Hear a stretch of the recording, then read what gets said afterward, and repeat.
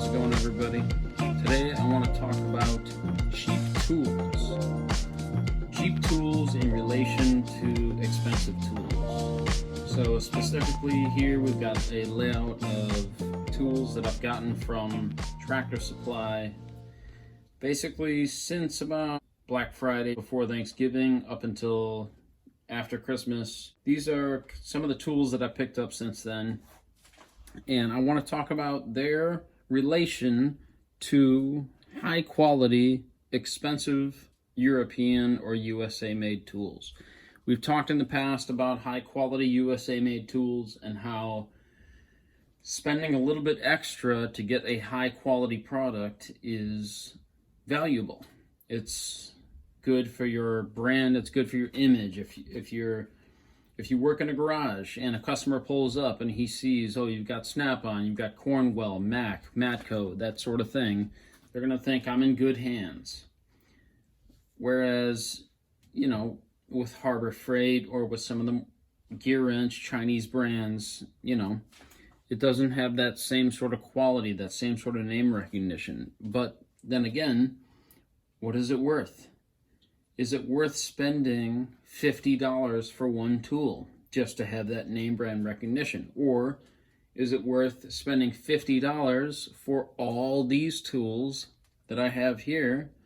Because, by the way, all these tools cost $43. There is no answer. I don't have the answer. You don't have the answer. There is no answer. I purchased these tools because they were at a great price, and I like having cheap tools in addition to having very high quality tools. I want to have some beater tools. I want to have high quality tools that I can walk into a customer's home and I can say, yes, I'm charging you $80 an hour to do a very high quality job. Not everything has to be super high quality. We have these different jobs, whether it's leaving your tools on the job site and you don't want high quality tools getting stolen off the job site, or maybe you're doing just work around the home where it's not high torque or any super high quality applications. I'm going to go through these tools and we're going to talk about them, their benefits, their drawbacks, what I'm going to keep, what I'm going to use. This set of hammers cost $7.99 from Tractor Supply. Now, I will say that this hammer is totally worthless. This is a garbage hammer, and there's no shot in there.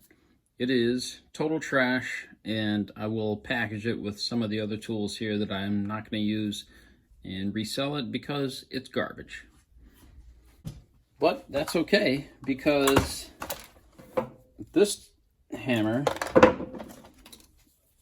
is actually halfway decent. This is a true dead blow hammer. You can hear the shot. And it's made by the same company that makes all these cheap dead blows for all the, they make them for Pittsburgh and for Walmart, all these companies. For example, I've got a Tecton one here. I think I paid $16, $17 for this one. This is a 24-ounce dead blow, and it's the exact same thing as this hammer, which is 16 ounces. They sell these at Walmart for $8, $10. I got this one for $4. All right, next we'll move on to these locking pliers. I got this set of locking pliers for $9, and it's a 6-piece set, about $1.50 each. I mean, yeah, are they Chinese garbage? Yeah, they probably are. Will the teeth round out in no time? Yeah, maybe. At what point does quality take a back seat to price?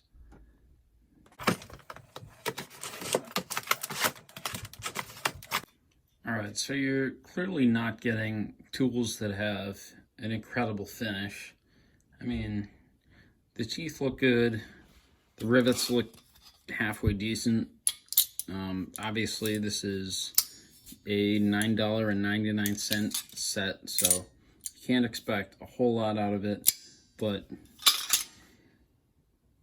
a Malco 10-inch locking pliers is $44, $45, and that's before they close down the plant. Now it's got to be a heck of a lot more than that. The Irwin Chinese-made locking pliers is about $14 or $15.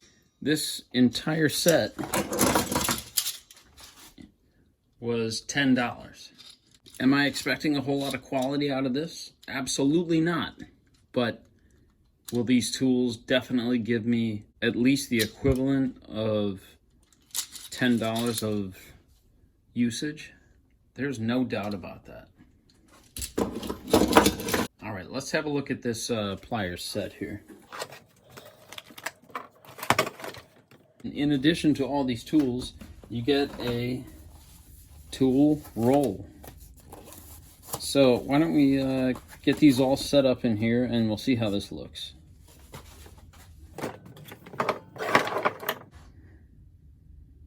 Alright, so this is it all set up in the tool roll. A fantastic deal for $9. I mean, I'm not saying this tool roll is going to last forever, but it's relatively decent quality material.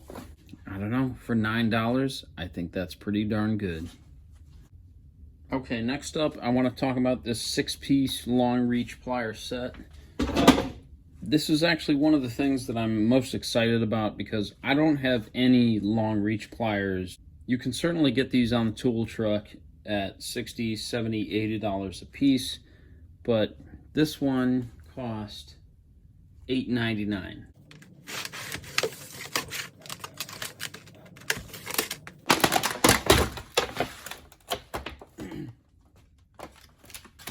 All right, so the long reach pliers here. It's a little tight now, but I'm sure I can oil that up, and that will be very useful. Partially offset.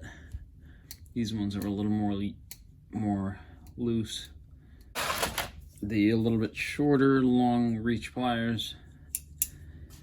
This is just such a great set. I mean, just these pliers alone are so valuable. I mean, you know, if you buy this off the truck, you're looking at least $70, $80.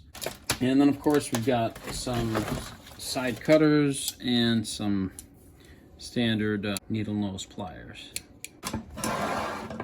And last but not least, one of the things that I'm most excited to talk about is this Barnstar set of tongue and groove pliers for $6.99.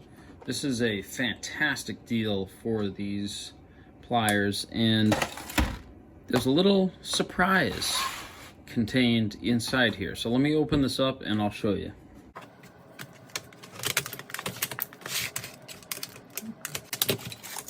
All right, so right off the bat, you can tell that the grips are just really pretty good quality. The jaws are really well shaped. The teeth are aggressive, and I mean, I just can't wait to put this to work. But there's one interesting thing about this set.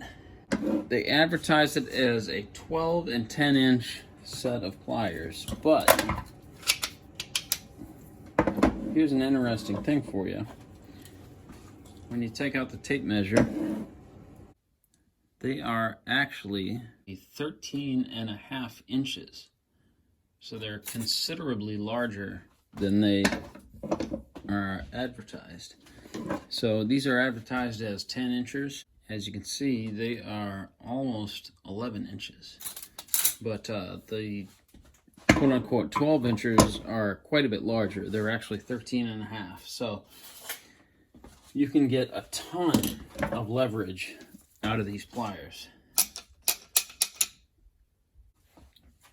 This is a comparable size pair of channel locks.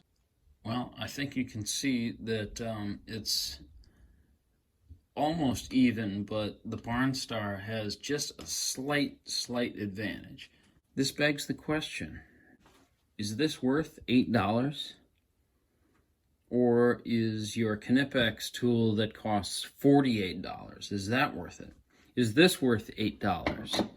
Or is your channel lock that is $28? Is this more worth your money? I've been critical of Chinese tools in the past, but I'll be honest with you, when it comes to scoring great deals like this, sometimes you're better off going with the cheaper tool. I mean, especially if you need a beater tool. I'm going to continue picking up these tools because I like to have tools that are both at the top end and at the low end. You know, I like having the best tools that are made and also the least expensive. All right, so here's kind of the things that I think I'm going to keep out of this. I'm going to keep this dead blow hammer here. Gonna keep this tool roll. I think I could change out some of those tools and put that to good use. Two of the tools that came with the tool roll are the tongue and groove pliers here. These are actually pretty decent. The grips feel really good. I don't know how good the steel quality is, but you know, you can always use a cheap pair of you know, pocket-sized tongue and groove pliers, so I'll keep those. This adjustable wrench is actually not bad. It actually has just a tiny, tiny little bit of left and right slop. That's even less than the Baco wrench that I have. I mean, that is just a minute, tiny little bit of left and right slop. The up and down, you know, it's about what you'd expect, but still really not too bad. And when you shake it, it doesn't sound like a maraca. It's not like I'm shaking a maraca, so that's a good sign. So this is actually a pretty decent quality adjustable wrench. Again, I don't know. I mean, if you catch the edge of it, it's probably going to roll over with softer steel, but to me, that's a keeper. The two larger locking pliers, the needle nose and then the regular round jaw, I'll put these to use. You know, these will be a beater pair if I wear them out in a while. So be it. I'm going to keep the longer needle nose. Just want to have a nice cheap set on hand.